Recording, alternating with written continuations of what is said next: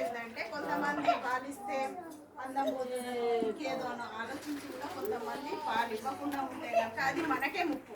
అది breast cancer కిందకి వచ్చి మనకే ఇబ్బంది కాబట్టి మీరందరూ అదంతా పక్కన పెట్టేసి మనం ప్రెగ్నెన్సీ అని కన్ఫామ్ అయినప్పటి నుంచి పిల్లవాడికి 2 సంవత్సరాలు వచ్చే వరకు కూడా ఎట్టి పరిస్థితుల్లో మీరు జాగ్రత్తలన్నీ తీసుకోవాలి.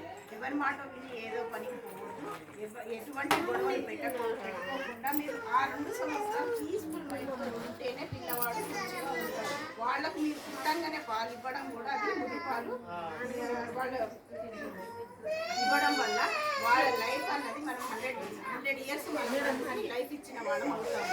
మీరు అది మార్పు చేయకుండా జాగ్రత్త పడండి. మిగతా విషయాలంటే ఆల్రెడీ చెప్పింది, ఇది మనం సంవత్సరం ఎప్పటికీ చెప్పుకునే విషయాలే.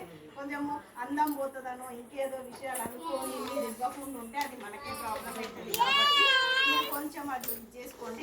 మళ్ళీ ఇప్పుడు కొత్తగా ప్రెగ్నెన్సీ వాళ్ళు వచ్చిన వాళ్ళు ఏదో అమ్మవాళ్ళు ఇక్కడ భోజనం చేసుకోవడమా లేకపోతే ఎవరితోటో తెప్పించుకొని అలాంటివి అనుకోకండి. మీరే రండి. ఎందుకంటే మీరు కొంతమంది తల్లులకు కూడా చెప్పుకోలేదు.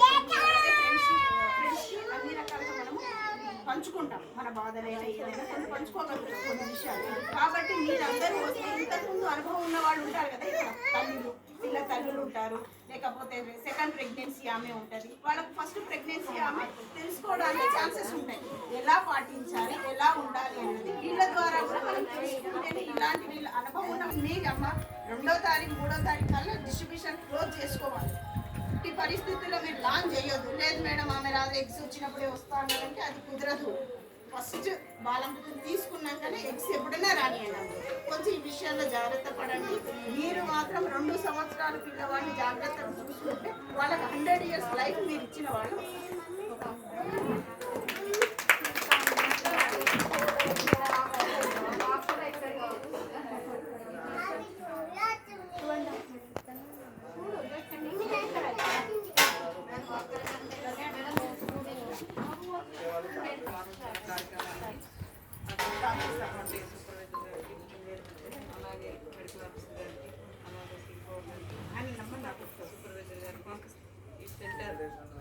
భవాని గారికి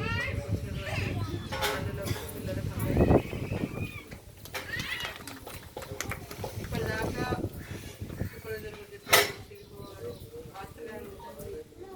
పాలు ఎలా ఇవ్వాలి, పిల్లలకి ఎలా మీకు అందరికీ పుస్తకంలో అవకాశం ఏంటంటే మీరు బయటికి పోయి తెలుసుకునే కాకుండా వాళ్ళే అందరి దగ్గర రావడం జరిగింది. ఒక డాక్టర్ దయచేసి ఇప్పటిదాకా మేడం గారు చెప్పారు ఏంటంటే అందరికీ ఫోన్ అలవాటు అయిపోయింది. అంటే చాలా చేసి మనం ఉండలేని పరిస్థితి వచ్చేసింది. ప్రెగ్నెంట్గా ఉన్నప్పుడు ఫోన్ చూడొద్దు, పిల్లలు కూడా అలవాటు వస్తాయనే విధంగా చెప్పారు. చిన్న విషయం మీకు ఏంటంటే మనలో ఒక పాప జీవం పోసుకుంటున్నప్పుడు జీవం ఉన్నట్టే కదా మనకు కాబట్టి శ్రీకృష్ణుడట అర్జునుడు సుభద్రదేవి కట శ్రీకృష్ణుడు అర్జునుడు సందేశం చేస్తుంటే అభిమన్యుడు కడుపులో ఉండే ఇన్నాడు అనేది ఒక టాక్ మనకు అందరికీ తెలుసు. అభిమన్యుడు అంటే కడుపులో ఉండే మన మేనమామ చెప్తాంటే అని అంటున్నాడు కడుపులో ఉండే. అంటే మనలో ఉన్న పాపకు అలాంటి వ్యవస్థ ఉంటుంది. కాబట్టి తల్లులు ఎవరైనా ఒక మంచి పుస్తకాలు చదవండి, ఒక మంచి పుస్తకాలు చదవండి. మీరు ఎలాంటిది తీసుకుంటుందో అదే విధానం ఉండండి, మంచి సంతోషంగా ఉండండి.